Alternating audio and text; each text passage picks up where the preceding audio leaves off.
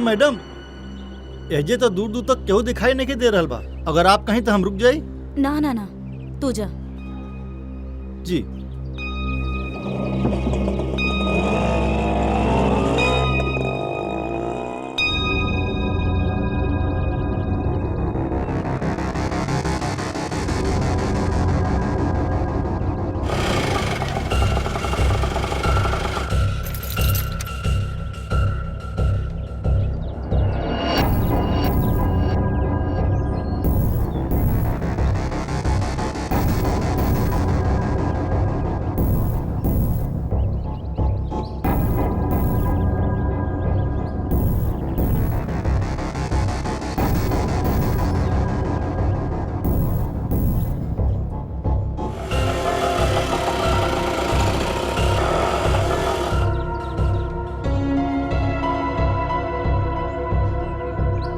Madam, madam, madam, madam, आप अपन चाबी रिक्शा में भूल गई नहीं। मैडम, सीआईडी की फोन करने के पड़ी। हेलो सीआईडी, यहाँ पे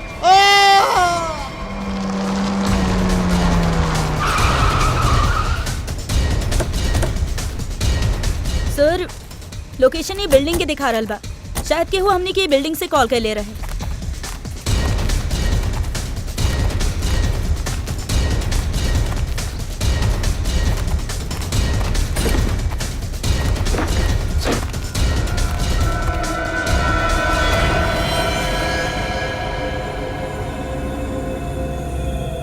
ये तो मर चुकल बा।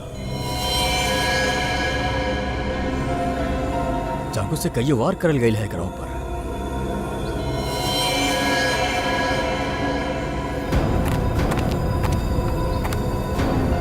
चारों तरफ खून फैलल बा। ऐसा लगा था कि अपना आप के बचावे खातिर बहुत कोशिश कैलस, बाकी मारल गई। सर, ये रिक्शा वाला के अलावा एजा केहू नहीं खे सर, सिर्फ यही बाड़ी सर। सर, ये बिल्डिंग की हालत देख के लगा था कि कंस्ट्रक्शन के काम काफी टाइम से रुकल है। बाकी रिक्शा ड्राइवर यहाँ कैसे आयल हुई? हो सकेला श्रेयाई अपन दोस्तन के साथ एजे आयल होके, ओकरे बाद आपस में ही लोगन के लड़ाई हो गई, ओकरे बाद उनमें से केहू मार दिले से के और निकल ले। सर, हाँ? ई फोन में लास्ट डायल नंबर हमनी के ही बा। एकर मतलब ये हमनी के कॉल कर ले रहा। सर, हाँ? लेडीज वॉच हाथ से गिरल नहीं खे, टूटल बा। Ladies watch? मने यहाँ पे कौन औरत रहल। ऐसा लगा था कि वो रिक्शा वाला ऐजा कुछ होत देखले रहे और यही खातिर वो मदद के वास्ते हमरा के फोन कैलस और ओकरा बाद के ओकरा पे हमला कैलस और वो मारल गई। बाकी लड़की जेकरी वॉच बा, ये कहाँ भी? ये कहा?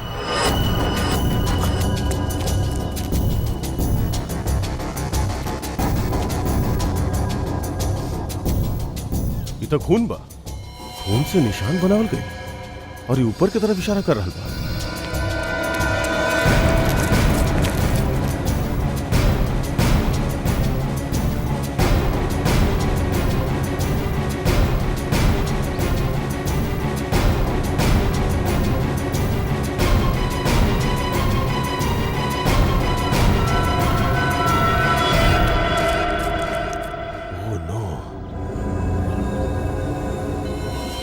लवली, हम के बानी?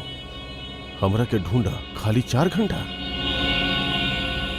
बॉस, कटल उंगली से लड़की के पहचानल बड़ा मुश्किल बा, लेकिन एक बात पता लग गई है। ये लड़की के उम्र 20 से 25 साल है। हमनी खूनी तक तबे पहुंच पाई जब ही पता चली कि उंगली कौने लड़की के हा। सर, हमनी के पास ज्यादा टाइम भी तो नहीं है। हाँ दया, और का पता चला? हाँ बॉस, ये कटल हिस्सा के तनी गौर से देखा यार, एकदम में क्लीन कट हा, जैसे कोनो तेज हथियार से एक झटका में काटल। बिल्कुल, परी परी खून जमल बा। मतलब उंगली कटे समय लेके जिंदा रहा। और सर ये नाखून पे पीलापन कैसन? ये नाखून के पीलापन बतावेले कि शायद ही लड़की के किडनी के बीमारी रहा। पक्का तो ना कह सके नहीं, लेकिन शक ही है बा। सर, हाँ ई टेबल पे लागल खून की रिपोर्ट आ गई बा। देखें।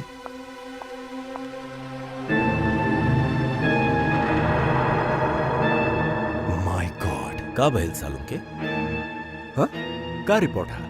विक्टिम के खून में बहुत ज्यादा मात्रा में एनाबॉलिक स्टेरॉइड्स रहे। Anabolic steroids? परफॉर्मेंस बढ़ावे के खातिर अक्सर एथलीट्स एकरा के लेवेले। वैसे तो ये स्टेरॉइड्स बैन बढ़े, लेकिन फिर भी लोग चोरी छुपे ले ही लेवेले। एकर मतलब वो लड़की कोनो खिलाड़ी भी आ जे एनाबॉलिक स्टेरॉइड इस्तेमाल करत रहा। आजकल डोपिंग एजेंसीज ई मामला में बहुते सख्त था, यही से हर खिलाड़ी के रेगुलर जांच भी करे ले। तब तो ये डोपिंग एजेंसी से लड़की के बारे में पता चल सकेला। हाँ दया, बाकी हमनी के पास खाली 2.5 घंटा बा, खाली 2.5 घंटा। सर, डोपिंग एजेंसी हमनी के जे 3 ड्रग्स लेवे वाली लड़की के बारे में बतैले रहल, उमे से 2 लड़की तो एकदम सही सलामत बाड़ी। हो सकेला कि तीसरी लड़की किरण उहे होके जेकर हमनी के उंगली मिलल रहे। 1.5 घंटा बचल बा किरण के बचावे खातिर।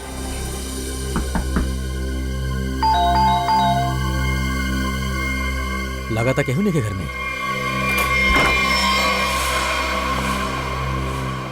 पूरा घर के तलाशी ला, देखा कोनो सुराग मिले लगा।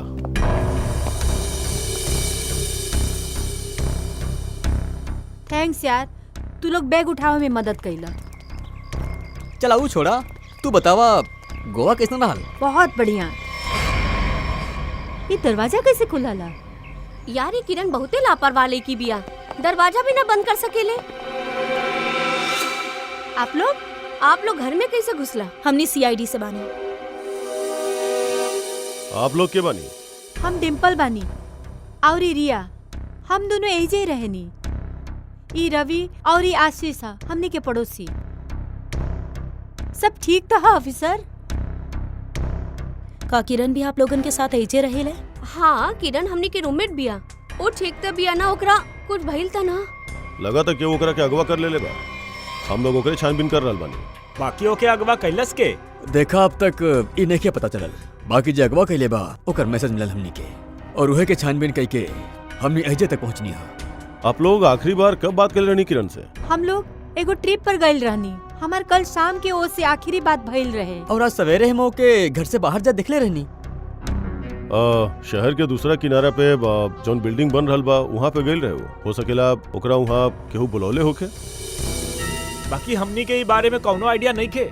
और बात भी वो बहुत नॉर्मल कहले रहे, ऐसन तो कुछ लागल नहीं खे। श्रेया, ये किरण के कॉल डिटेल्स निकाला, पता करा कि पिछला कुछ दिन में कौन नंबर पे सबसे ज्यादा बात के लिए भी है। हो सकेला उहे वहाँ सुनसान बिल्डिंग में बुलौले होके। किरण के नंबर दी।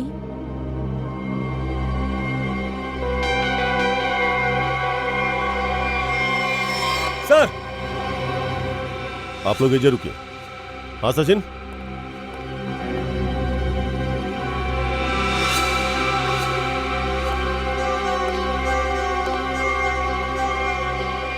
खूनी के एगो और मैसेज बा, ये देखी कोनो कोड लगता। अंधेरे में रास्ता है, एकर मतलब बा हमनी के पहुंचे से पहले खूनी एजा आइल रहे और ओकरा पता चल गिल रहे कि हम लोग किरण के घर तक पहुंच जाए। अंधेरे में रास्ता, एकर का मतलब हो सकेला सर? और ये कौन तरफ इशारा कर रहा? एकर मतलब ये है कि खूनी यह चाहत रहे कि हमनी पहले एकरी पहली सुलझाई, तब रास्ता मिली।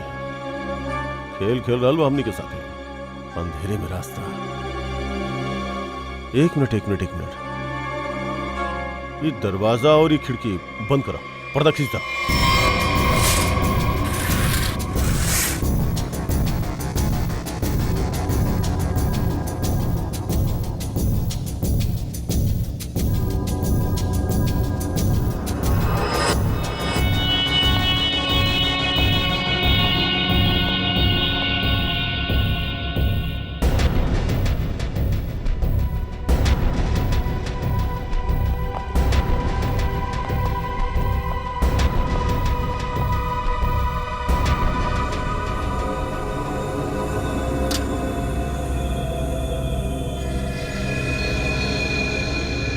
शाबाश, तू लोग यहाँ तक पहुँच गई ला।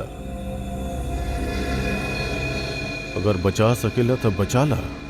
N44 89 13। अरे इधर जीपीएस कोऑर्डिनेट्स लग रहा बा। सर कहीं ऐसा त ना कि किरण के यही जगह पर कैद करके रखल गए होखे। हो सकेला। निखिले को काम करा, आस-पास पड़ोसी लोग से पता करा कि वो लोग कौनो अनजान आदमी के यहाँ पे आवत जात देखले रहने का, और ये भी पता करे के कोशिश करा कि कौनो सीसीटीवी कैमरा लगावल बका जोना से हमनी की मदद मिल जाए। सर रुकी रुकी, सर कोऑर्डिनेट के हिसाब से तो यही जगह बा।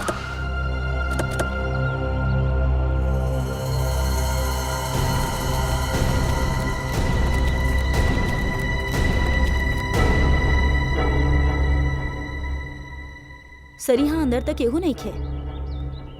तनी आसपास देखा।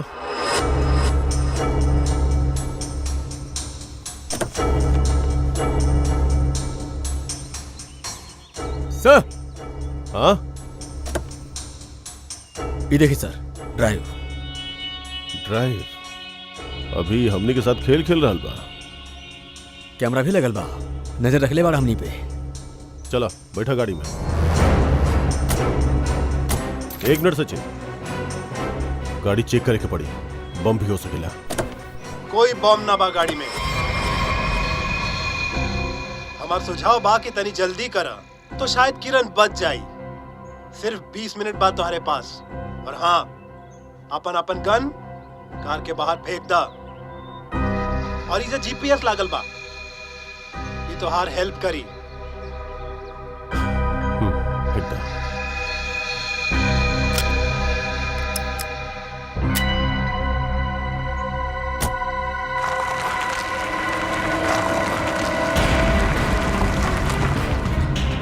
आप सीधे 300 मीटर आगे जाएं।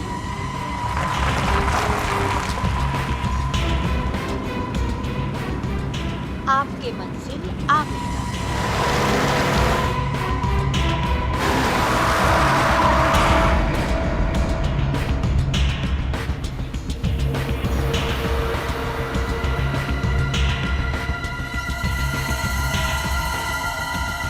किरण यहाँ हो सकेला।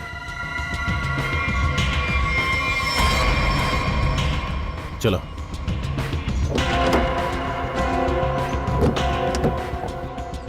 दरवाजा खुलत का नहीं? 1 मिनट सर।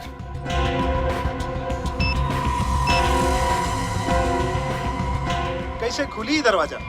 हाँ? सीआईडी वाला अपने आप के बहुत होशियार समझेला ना। देखा था ही कैसे निकल बा यहाँ से आगे।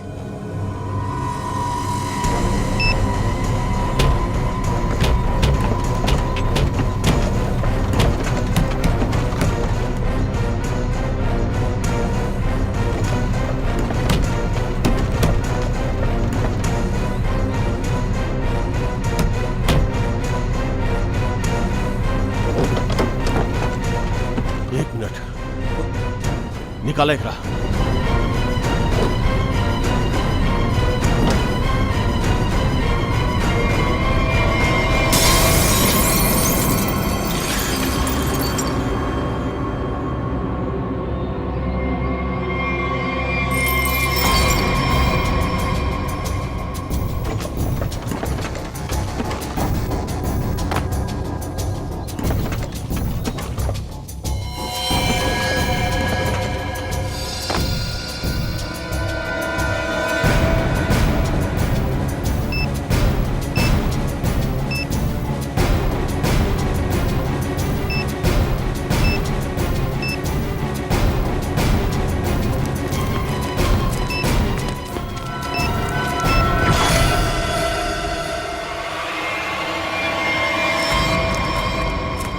किरण, किरण,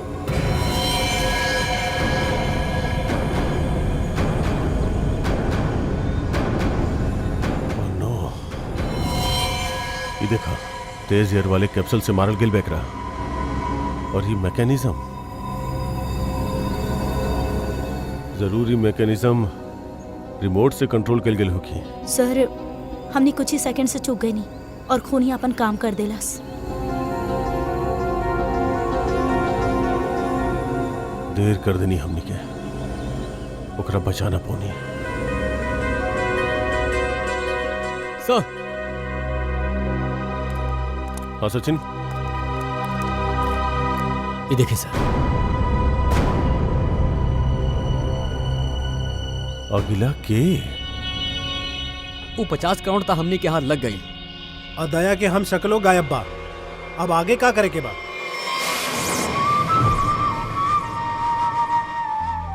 अभी बहुत कुछ करे के बाकी बा। जे काम हर पे शुरू कैले रहल ओके हम खत्म करब। हमनी के भी और का चाहिए? ये नक्शा हमनी के मिल गए। अब हमनी के नक्शा के बचल हिस्सा और खजाना के चाबी हासिल करे के बा। बाकी हमनी के तो इहो नहीं मालूम कि वो दोनों चीज बा कहाँ। फिर हमनी ओके हासिल कैसे करब?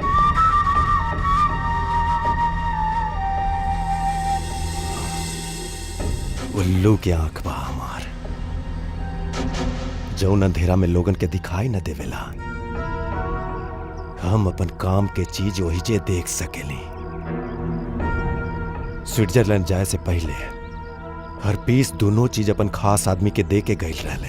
लेकिन बॉस, जब से लोगन के पता चलल है कि आप वापस आ गइल बानी, हार्पिस के सब आदमी अंडरग्राउंड हो गइल बाड़े। अब कहाँ ढूंढल जाए उनका? हमार एगो आदमी राणा के पता लगा लेले बाड़े। वो हर पीस के बहुते खास आदमी रहल। तब तो ओकरा पासे होके के चाहिए ये दोनों चीज। हाँ, और एक बार उस सब हमरा हाथ लग गई, फिर देखिए हम लोगन खातिर नरक के दरवाजा खोल दे। लोग हर पीस के भूल जाइए।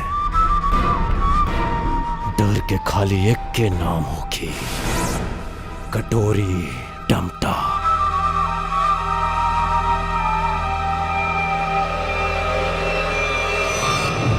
खूनी अब तक जे कुछ भी कहले बाड़े बहुत सोच समझ के कहले बाड़े, प्लानिंग के साथ कहले बाड़े। कौनो न कौनो क्लू हर बार देले बाड़े हो, त ई बार भी जरूर क्लू देले होखे। जरूर कुछ न कुछ ऐसा क्लू देले होखी जेकरा से पता चल सके कि ओकर अगला विक्टिम के बा।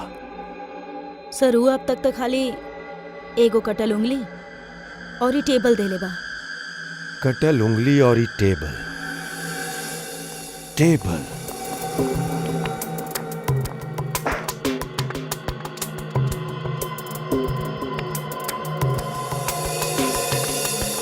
सारिका, एक बात समझ में नहीं आवत।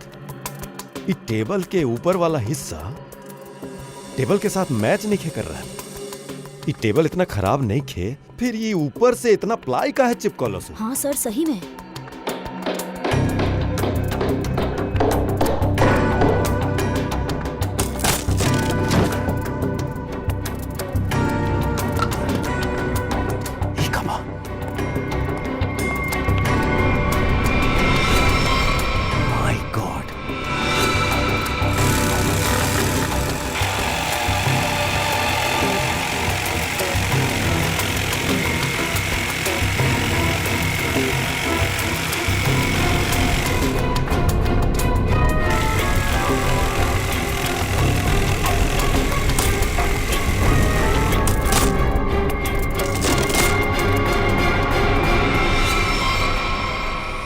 सर, ये किरण के घर के बाहर के सीसीटीवी फुटेज हो।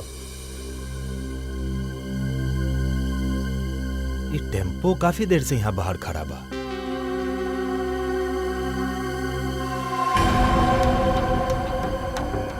ये चेहरा ढकले बा, यह खूनी हा। लेकिन खूनी टेम्पो लगे काहे घूमता? शायद यही टेम्पो में वो भारी टेबल डाल के खूनी अंडर कंस्ट्रक्शन बिल्डिंग में गई होती है। वहाँ किरण की उंगली काटे के बाद यही टेम्पो से होके वहाँ ले गए होगी। और फिर हमनी के क्लू देवे खातिर यहाँ किरण के घर आई। सर, बाकी खूनी के पता कैसे चलल कि किरण के घर खाली है और ओकर रूममेट्स बाहर गए बाड़ी? जे भी है किरण के आसपास वाला ही है। ये सब जानेला कौन कब आई कौन कब जाई। निखिल एगो काम करा, टेम्पो के नंबर ला और सब पुलिस स्टेशन और चेकनाका पे भेज दा। बॉस, हाँ, जो टेबल आप लोग लेके आयल रहला, वो टेबल में ई खोपड़ी मिलल। कहा टेबल के अंदर ही खोपड़ी? ये कैसे हो सकेला सालूम के? बॉस दरअसल जौन पेड़ के लकड़ी से ही टेबल बनल है उ लकड़ी में ही खोपड़ी रहा। लेकिन सर ये टेबल कौन पेड़ के लकड़ी से बनल रहे ये कैसे पता चली? पता चल जाए, ये स्टिकर से पता चली कि लकड़ी कहां से आई।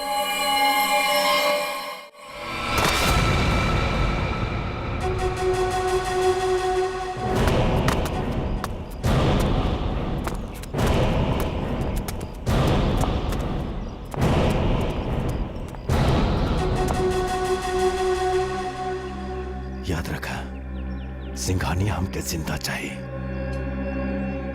अगर वो मर गई तो हमारे कौनो काम के ना, केहू ओकरा पर गोली न चलाए। रास्ता में केहू आयल तो उड़ा दिया। Come on.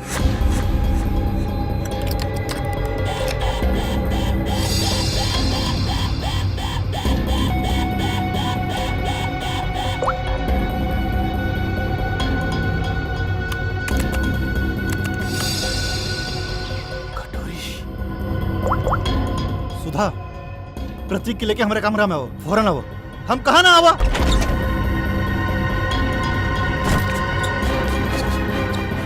का भइल? सुधा, अच्छा भइल तू आ गेलू। प्रतीक कहाँ बा? दरवाजा बंद करो।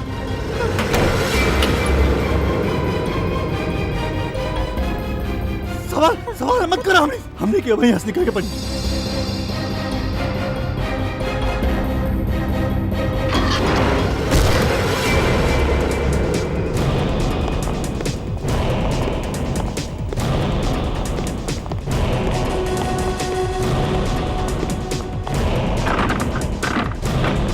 बॉस दरवाजा अंदर से बंद बा। तोड़ दे के।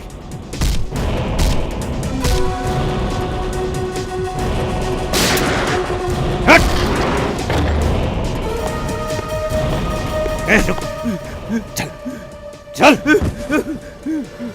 इस साला पानी तो आयल ना जहाज में, तो चूहा बन के कहाँ भागत रहले। कटोरी, तुहार हमार कौन दुश्मन नहीं बा कटोरी। हमके जाए दो। ऐसे कैसे जाए दिया? कहाँ बा हमार चाबी? कहाँ बा हमार नक्शा? बोल। कौन सी चाबी? कौन सा नक्शा? हम कुछ नहीं के जानी। हमके कुछ याद नहीं। अरे हमके कुछ न याद आ रहल बा। हम यहाँ कैसे आ गए नहीं? हाँ, कोई बात नहीं के। हमरा पैसे एगो ऐसन दवाई बाड़े, एगो ऐसन इंजेक्शन बा कि इंसान के अपन अगला पिछला सब याद आवे लगेला, और वो भी कुछ ही सेकंड में। समझ ले बॉस, ये दोनों भागे के कोशिश करत रहले। अरे कैसे जेबे सुधा के पास? हाँ, आ गइल तहार दवाई, तहार पूरा फैमिली याद आयल। सुधा प्रतीक। ना ना ना, नो सुधा। अरे कटोरी, हम तो पैर पकड़ता ले। हमार बीवी बच्चा के जायदा उठा के ले वाले जे कुछ भी करे के बा हमरे साथ करा। अच्छा, तो हमका तो सिर्फ यही देखे के बा का कि तारा खाते का जरूरी बा? तार फैमिली कि हर पीस के वफादारी? तो चल बताओ। ये टेबल तू बनैले रहला ना? साहब, झूठ ना बोलिया, समझ ले। ये टेबल बनावे खातिर जहाँ से पलाई मंगवाइले ना तू, वो आदमी सब कुछ बता दिले समझ के, समझ ले। साहब, हम गरीब आदमी बानी, कारपेंटर बानी। ऐसा सैकड़ों टेबल बनैले रहनी हम। हमरा याद नहीं है कि टेबल हम बनौली कि ना बनौली। का हजारन टेबल में इंसान के मुंडी चिपका देला या फिर ओके मार के ओमे छिपा देला? हाँ ना साहब, हम केहू के ना मारले रहनी। आप कौन से खोपड़ी के बात कर रहे बानी? हमरा तो कुछ समझ में ना आवेला। तोहार समझ के ढक्कन हम खोली का? अरे बहन जी, आप का बोलता नहीं? हम सच कहता नहीं, हमरा कुछ समझ में ना आवता। चला, एके कुछ याद नहीं खे आ रहा। ये आदमी हमनी के काम के नहीं खे। तू दोनों बाहर जा, चल जा। ले जाए के बाहर। सर, सब हमरा कुछ और पता नहीं के। देखिए, बता सब बता साहब, बता। हम खोपड़ी देख ले रहली, लेकिन हम ओकरा टेबल में न लगौली। वो टेबल में पहला ही से चिपकल रहे, हम ओकरा बस ढकले रहली साहब। केकर टेबल रहल? मनोज जी के। उनकर एगो पुराना टेबल टूट गए रहले, तो हमरा बनावे खातिर बुलैले रहले। हम टेबल बनावत रही था तो हम देख ली कि ओकरा में सब सब सब आपके टेबल में इंसान के खोपड़ी बस सर।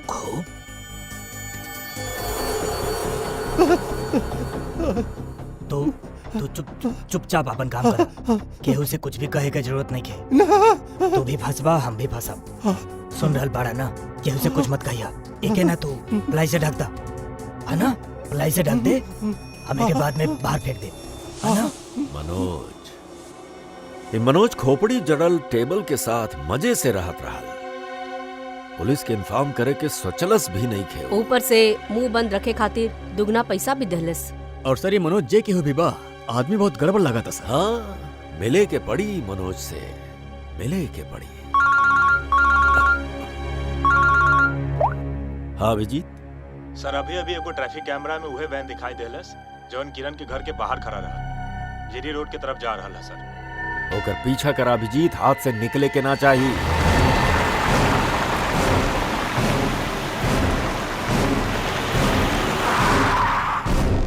वैन तो यही जे खड़ा, और ऐसे अच्छा जगह का हो सकेला छिपे खातिर। संभाल के खुनिया वहां से।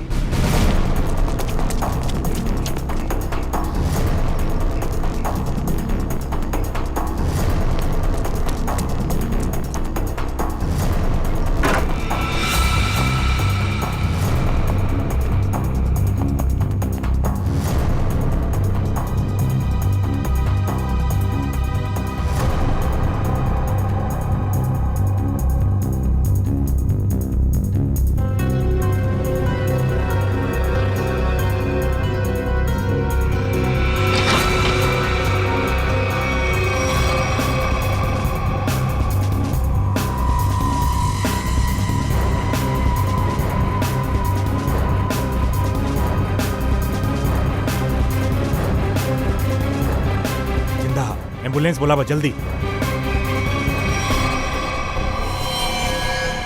गोली लागल बा एकरा।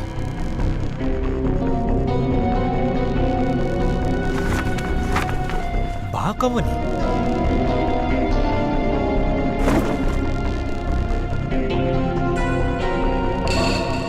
सरिता मनोज हा। ई मनोज हा? सर जेकरा हमने खूनी समझत रहली ओकरा केहू मारे के कोशिश करलस। एकर मतलब खूनी के और हा।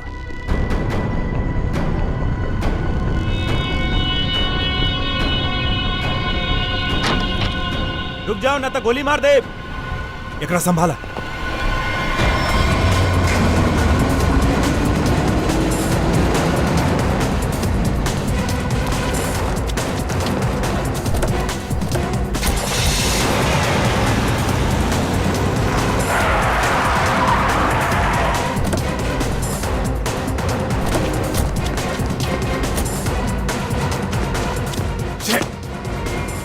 टायर पंचर कह के भाग गए। का करी सर? मनोज के घर से कुछ न कुछ तो पता चल ही जाए।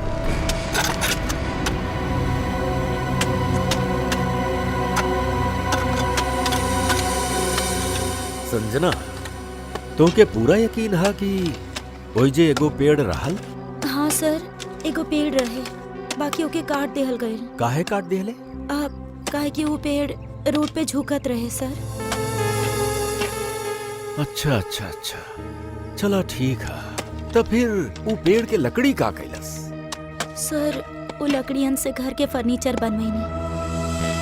बाकी आप लोग ये सब काहे पूछतानी सर? वो ये खातिर संजना की जॉन टेबल मनोज बाहर फेंकले रहल, ओकरे लकड़ी में हमनी के वो इंसान के खोपड़ी के हिस्सा मिलल बा। खोपड़ी? ऐसा कैसे हो सकेला? वह पता लगावे के हमनी कोशिश करत आनी। हो सकेला कि कोनो इंसान ओइजे गाड़ल गई होके, फिर वहाँ कईयों साल पड़ा रहले से वो इंसान के खोपड़ी के ई हिस्सा वो पेड़ के जड़ में समा गई, और जब ई पेड़ काटल गईल उसे फर्नीचर बनावल गईल, उसे वो टेबल बनावल गईल, वो टेबल के लकड़ी में वो खोपड़ी के हिस्सा जड़ल मिलल। अच्छा हमरा के ई बतावा के वो लकड़ी से और कौन कौन फर्नीचर बनावल गईल रहे? ई तो हम नहीं जानत सर, मनोज के पता है, आप उनकरे से पूछ ली। संजना, बात यह कि मनोज के केहू गोली मार देले बा। ऊ ई वक्त हॉस्पिटल में बा। ना, ऐसा ना हो सकेला, ऐसा ना हो सकेला। वो तो ऑफिस खातिर निकलल रहे। ऐसा ना हो सकेला। हमरा उनके पास जाएके बा। हमरा के ले चला। हमरा उनके पास जाएके बा। संजना, हमरा रिलैक्स। के ले चला। हमरा के वहाँ जाएके बा। संभाला अपने आप। सर, हाँ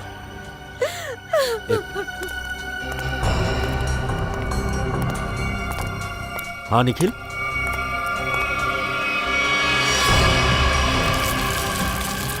सर, कंकाल। सर आपके शक एकदम सही निकल सर। जो टेबल में से हमने के खोपड़ी के हिस्सा मिलल, ये उही कंकाल के हा। हाँ सचिन, जरूरी मनोज के ई कंकाल से कोनो न कोनो संबंध बा। कोनो न कोनो संबंध जरूर बा।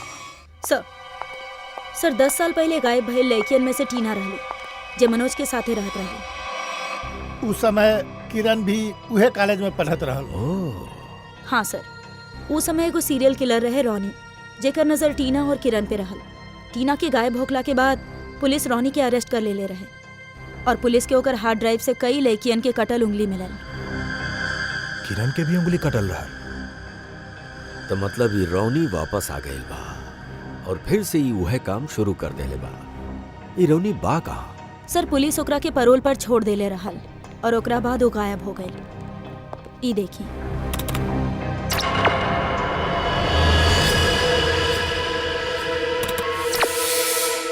सर ये चेहरा के कहीं देखले बानी, कुछ जानल पहचानल सा लागता। पूर्वी जरा एक दाढ़ी मूछ निकाला था।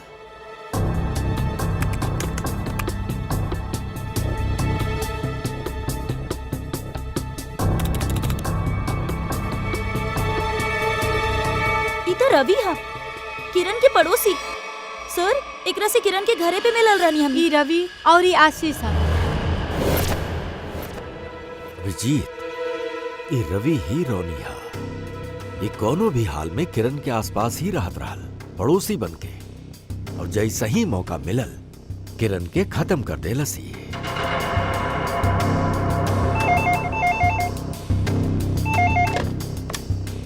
हेलो हेलो एसीपी, खुद के बहुत स्मार्ट समझेला ना। तो के कर कीमत चुकावे के पड़ी। तोहरे पास खाली 1 घंटा बचल बा। बचा सकेला तो बचा ला संजना के।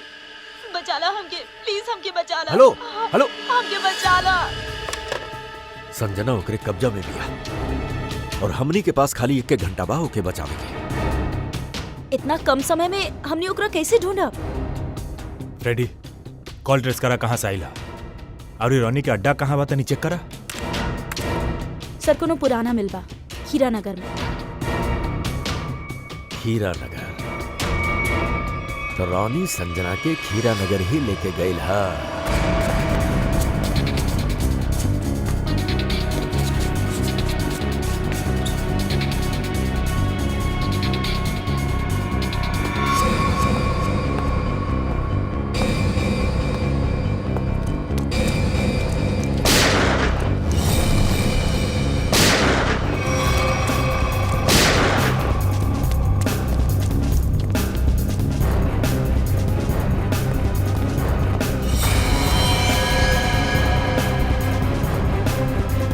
सर, हाँ, मर चुकल बा। माय गॉड।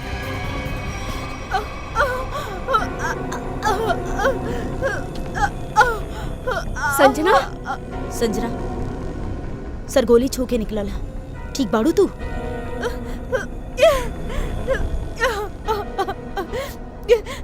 अच्छा भइल आप लोग आ गए नहीं, ना तो वो हमरा के मार देत। का भाई ले जे बतावा। हम हॉस्पिटल में मनोज की देखभाल करत रहनी। घर से कुछ सामान लेवे खातिर जैसे ही हम निकलनी कि वो हमरा पे हमला कर देलस और हम बेहोश हो गए नी। जैसे हमरा के होश आइल तो हम खुद के एकर कैद में पैनी। ई कहे लागल कि तोहरा पास खाली 10 मिनट जिंदा रहे खातिर। अच्छा, तो फिर तू एकरे कैद से आजाद कैसे भइलू? फिर वो हमरा के एगो कमरा में बंद करके रख ले रहे। जैसे ही हमरा के मौका मिलल, खिड़की से कूद के हम भाग गई नहीं। फिर हम गोडाउन में आके छिप गई नहीं। बाकी हमरा के ढूंढत ढूंढत यहाँ भी आ गई। हम बहुत डरा गए रहनी सर, तो हमार मुंह से चीख निकल गई और ये हमरा के देख लेलस, तो हमरा पे गोली चला देलस। संजना, रोवा मत।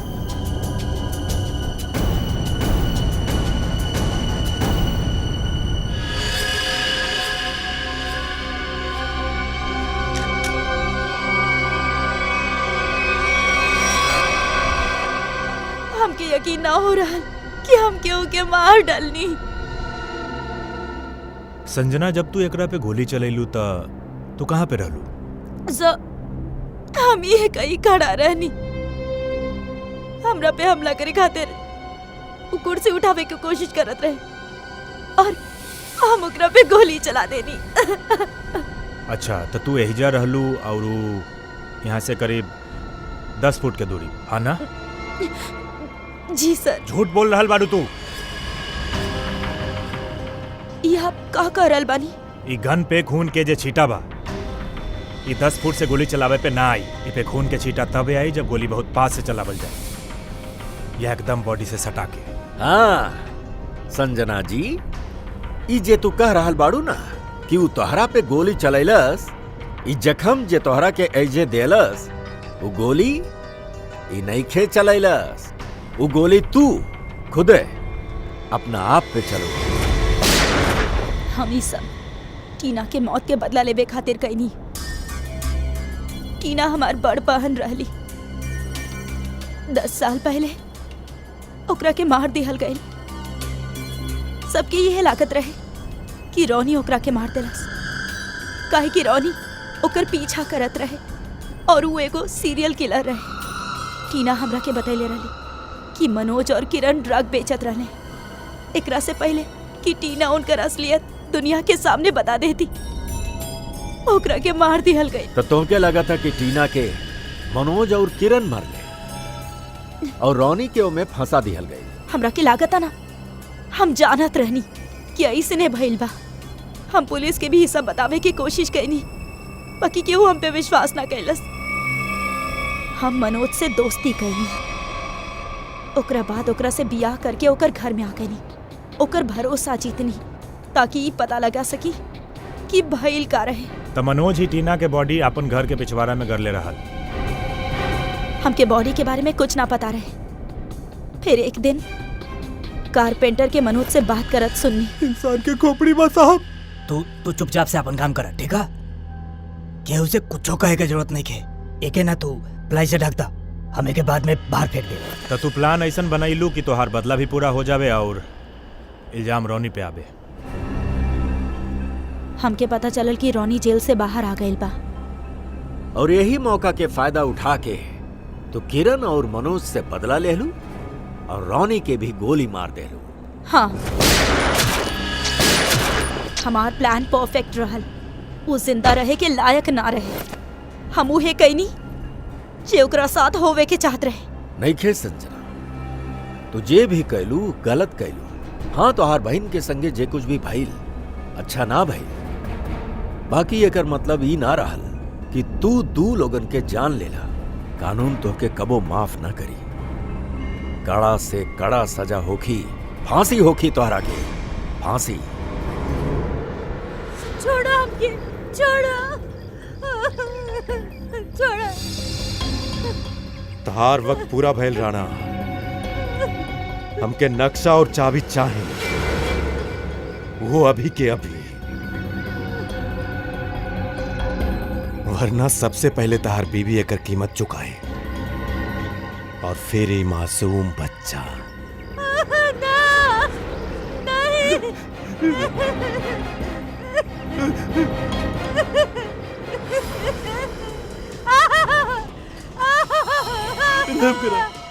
राम करा हमारा बच्चा और बीवी पे।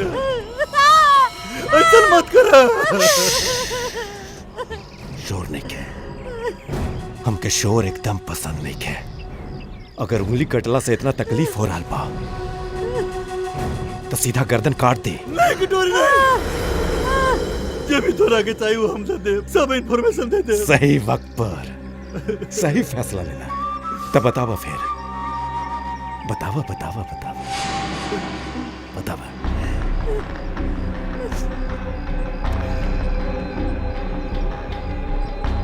जे भी तो के इंफॉर्मेशन चाहिए वो हमारा पास नहीं खे। हरपिस ने सारी इंफॉर्मेशन मेरे भाई फिरकुंदार जी को दिले बने, और फिरकुंदार जी सबसे बड़ा वफादार आदमी। कहाँ मिली वो फिरकुंदार जी? ग्रीन नीट के पास एक नहर बहेली, वही एक बंगला बा, वही में रहला फिरकुंदार जी। Good good very good. हम सारा इंफॉर्मेशन दे दिली ना, जो तो पूछला हम बता देनी ना। अब हमारा बीवी बच्चा के जाए जाए दे, बिल्कुल जाए दे। सीधा ऊपर वाला के पास। ना ना छोड़ दे, तू ऐसा ना कर सकेला। हम तो कसम इंफॉर्मेशन दे रहे, तू ऐसा ना कर सकेला कटोरी। अब फिरकुंदार जी के मिलके उसे बाकी के नक्शा लेके चाबी हासिल कर ले, और फिर मुंबई शहर में होगी दहशत। अब हमके केहू न रोक सकीला।